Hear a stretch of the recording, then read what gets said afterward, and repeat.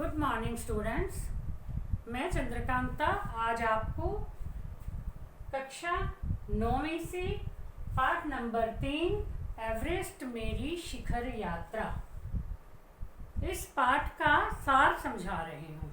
बच्चों, इससे पहले जो मैंने वीडियो भेजी है आपको, उसमें जो पाठ की लेखिका हैं बचेंद्री पाल, उनका जीवन परिचय और थोड़ा संक्षेप में पाठ समझाया है। तो आज मैं आपको पाठ का सार समझा रही हूँ। तो बचेंद्री पाल जो पाठ की लेखिका हैं, वो प्रथम भारतीय महिला हैं जिन्होंने एवरेस्ट की चोटी पर पहुँच करके ध्वज फहराया था। तो पहली भारतीय महिला जो एवरेस्ट की चोटी पर पहुँची थी वो हैं बचेंद्री पाल। तो इसमें जब उन्होंने एवरेस्ट की चोटी पर पहुँचने के लिए चढ़ाई की थी, तो जब चढ़ाई की तो रास्ते में क्या क्या कठिनाइयाँ आई, उनके साथ क्या क्या घटनाएं हुई, वो सब वर्णन जो है उन्होंने इस पाठ में किया है। क्या है पाठ का नाम? एवरेस्ट मेरी शिखर यात्रा। तो बच्चों, हम शुरू करते हैं पाठ का सार। तो ध्यान से सुनोगे, और यदि आप इसे ध्यान से सुन लेते हो और समझ लेते हो तो बच्चों, इसमें जो भी प्रश्न हैं, कुछ प्रश्न ऐसे होते हैं जिनका उत्तर हमें एक दो शब्दों में या एक दो पंक्तियों में देना होता है। तो वो पाठ का सार समझने के बाद आप बड़ी आसानी से उन प्रश्नों के उत्तर दे पाओगे। आपको जो है उत्तर बताने में कोई परेशानी नहीं होगी। ठीक है, तो अब हम शुरू करते हैं। बचेंद्री पाल हिमालय के सर्वोच्च शिखर एवरेस्ट पर चढ़ने वाली प्रथम भारतीय महिला है। इस पाठ में यानी एवरेस्ट मेरी शिखर यात्रा पाठ में उन्होंने अपनी यात्रा के बारे में वर्णन किया है। इस यात्रा में उन्हें बहुत सी कठिनाइयों का सामना करना पड़ा था, ये सारा उन्होंने इसमें बताया है। जिस दिन उन्होंने यात्रा शुरू की थी उसी दिन से परेशानियां भी आनी शुरू हो गई थी। जहाँ से उन्हें यात्रा करनी थी वहाँ बहुत ज़्यादा कड़ाके की ठंड पड़ रही थी, तेज़ बर्फीली हवाएं चल रही थी। लेकिन बचेंद्री पाल जो लेखिका है वो इन बातों से डरी नहीं और उनके मन में एवरेस्ट पर चढ़ने की इच्छा और भी प्रबल हो गई और भी बढ़ गई। अब उन्होंने सोच लिया कि रास्ते में चाहे कितनी भी कठिनाइयाँ आए, परेशानियाँ आए, उन सब कठिनाइयों को झेलते हुए उन्हें आगे बढ़ना है। अगले 2 दिनों में उन्होंने 2 लोगों की मृत्यु के बारे में भी सुना, तो जिससे घबराहट होना स्वाभाविक था। लेकिन फिर भी वे डरी नहीं। उनके जो नेता थे उसका नाम था कर्नल खुल्लर। तो उन्होंने उन्हें समझा दिया था कि चढ़ाई के समय रास्ते में बहुत सी मुश्किलों का सामना करना पड़ेगा और यहाँ पर मौत को भी सहज भाव से ही स्वीकार करना सीखना चाहिए। यानी कठिनाइयाँ तो आएंगी आएंगी, इसके साथ मृत्यु भी हो सकती है, लेकिन हमें मृत्यु से डरना नहीं है, तो आगे बढ़ते जाना है। जिससे क्या हुआ कि इन लोगों के मन में जो चढ़ाई कर रहे थे उनके मन में कर्नल खुल्लर की बात का बड़ा असर हुआ और उनमें उत्साह बढ़ गया। उनका बेस कैंप भी काफ़ी ऊंचाई पर स्थित था, जहां पर अनियमित रूप से हिमपात हो रहा था। हिमपात क्या होता है बच्चों?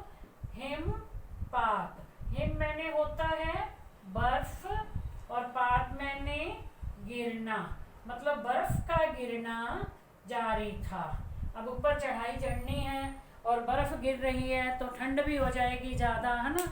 और वहाँ पर हवाएं भी बड़ी ठंडी चल रही थी, बर्फ भी गिर रही थी, तो इतनी मुश्किल हो रही थी चढ़ने में, लेकिन फिर भी उन्होंने हिम्मत नहीं हारी। पहले 3 दिन उन्हें पर्वतारोहण के बारे में आवश्यक प्रशिक्षण भी दिया गया था। मतलब उन्हें जानकारी दी गई थी, बता दिया गया था कि चढ़ाई के समय कैसी कैसी स्थितियां आएंगी और किन किन परिस्थितियों का सामना करना पड़ सकता है।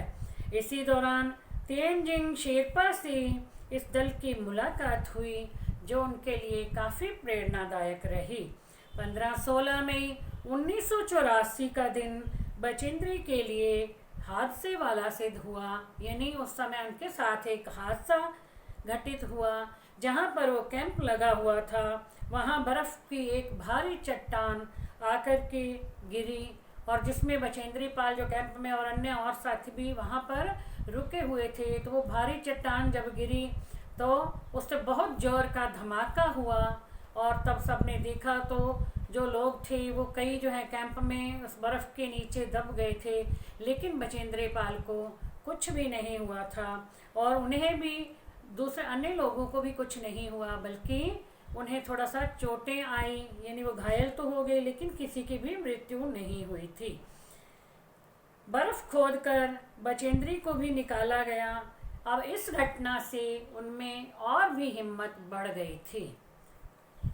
इतनी कठिन परिस्थितियों में भी उन्हें अपने साथियों की मदद करने का विचार रहता था, यानी परिस्थितियां इतनी कठिन थी फिर भी वो चाहती थी कि अपने साथियों की मदद करें, किसी तरह से भी, मतलब दूसरे साथियों को भी परेशानी ना हो। ऐसे ही एक मौके पर वह एक साथी की मदद करने के लिए बर्फीली ठंडी हवा में नीचे उतर आई। साउथ कोल कैंप, जो पृथ्वी पर सबसे कठोर जगह नाम से मशहूर है, पर इनका अगला कैंप लगा, जहाँ से अगली सुबह बचेंद्री और उनके साथी अंगदोरजी ने चढ़ाई शुरू की। अंगदोरजी बिना ऑक्सीजन के चढ़ाई कर रहे थे। अब देखो, जैसे जैसे हम ऊपर चढ़ाई चढ़ते हैं ऑक्सीजन की कमी हो जाती है तो सांस लेने में कठिनाई होती है, लेकिन अंगदोरजी बिना ऑक्सीजन के ही चढ़ाई कर रहे थे। अब इस बात से बचेंद्री पाल बहुत प्रभावित हुई थी। दोनों ने अपनी यात्रा शुरू की। जब वे एवरेस्ट के कुछ नीचे आराम कर रहे थे तो लाटू नामक सहयोगी भी उनसे आ मिला। उन्होंने फिर से अपनी यात्रा शुरू कर दी। हवा बहुत तेज और ठंडी थी।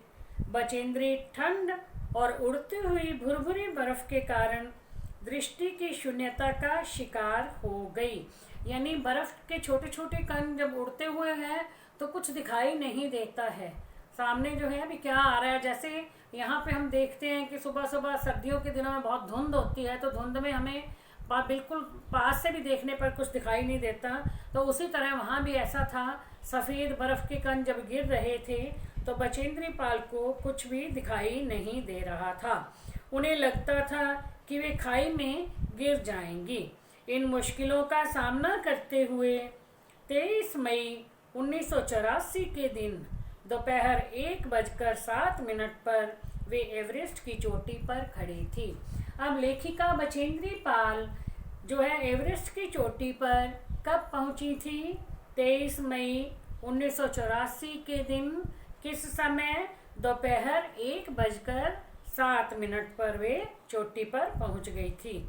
वे इस चोटी पर पहुंचने वाली प्रथम भारतीय महिला थी। वहाँ संकरी जगह पर उन्होंने बर्फ को हटाया। संकरी क्या होता है? टाइट, जिसको कहते हैं ना, हम कहते हैं बहुत तंग, तो थोड़ी सी जगह थी। चोटी पे पहुंचोगे। अब देखो, यदि ये चोटी है, पहाड़ की चोटी है, तो चोटी पे जो जगह होती है ये पहाड़ है, इसकी ये जो चोटी, इस पे जगह बहुत संकरी होती है। कई बार तो इतनी होती है कि दो लोग एक साथ इकट्ठे खड़े भी नहीं हो सकते हैं। पहाड़ों पे ऐसे होता है, ऊपर पहाड़ ऐसे बना होता है, तो वहां पर भी चोटी पर जो चोटी जो है वो बड़ी संकरी थी।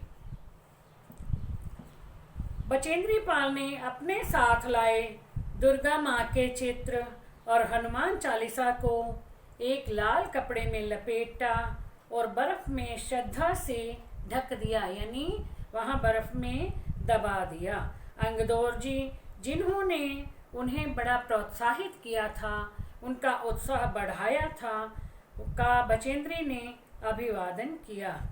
बचेंद्री के एवरेस्ट पर चढ़ने की सूचना वॉकी टॉकी से नीचे के लोगों को दी गई। वॉकी टॉकी समझते हो बच्चों?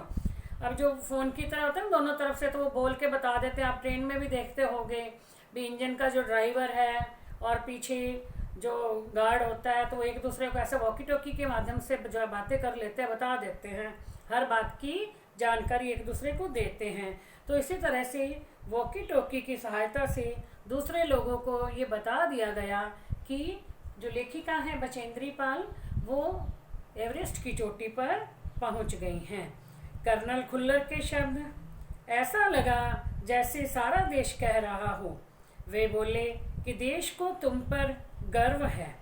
अब तुम ऐसे संसार में वापस जाओगी जो तुम्हारे अनुसार तुम्हारे पीछे हुए छोड़े हुए संसार से एकदम भिन्न होगा। अब कर्नल खुल्लर ने क्या कहा था कि अब तुम ऐसे संसार में वापस जाओगी जो तुम्हारे पीछे छोड़े हुए संसार से एकदम भिन्न होगा। मतलब पीछे छोड़ा हुआ संसार, जब उन्होंने पर्वत पर चढ़ाई शुरू की थी तब क्या कोई जानता था भी इनका नाम जो ये बचेंद्री पाल कौन है? कोई भी नहीं जानता था। लेकिन अब जब उन्होंने एवरेस्ट की चोटी पर पहुंच करके अपना नाम बना लिया है, अब जब वो वहाँ से वापस आएंगी तो सारा संसार उनको जानेगा। यानी अब आपको पता ही है, अब सब लोग जानते हैं कि बचेंद्री पाल कौन है, एवरेस्ट पर चढ़ने वाली प्रथम भारतीय महिला है। तो पहले कोई नहीं जानता था, तब वो संसार जो है बिल्कुल अलग हो गया कि कहाँ तो कोई भी नहीं जानता था और कहाँ पे पूरा जो है संसार जानता है कि कौन है। इसलिए कर्नल खुल्लर ने बधाई भी दी और उन्हें ये भी कहा, उन्होंने कहा कि मैं तुम्हारे माता पिता को भी बधाई देना चाहता हूँ और तुम अब ऐसे संसार में वापस जाओगी जो तुम्हारे छोड़े हुए संसार से एकदम भिन्न होगा। तो बच्चों, अब आपको ये सार समझ में आ गया होगा। तो मैं अब नेक्स्ट वीडियो में आपको इसके प्रश्न उत्तर समझाऊंगी और कुछ प्रश्न उत्तर ये एक वीडियो में हो जाएंगे तो अलग से भी बताने पड़ेंगे, क्योंकि इसमें प्रश्न उत्तर जो है ना काफ़ी प्रश्न दिए हुए हैं पाठ के पीछे, आप जब अपनी बुक में देखोगे तो ठीक है। तो मैं नेक्स्ट वीडियो में आपको इसके प्रश्न उत्तर समझाऊंगी। Thank you.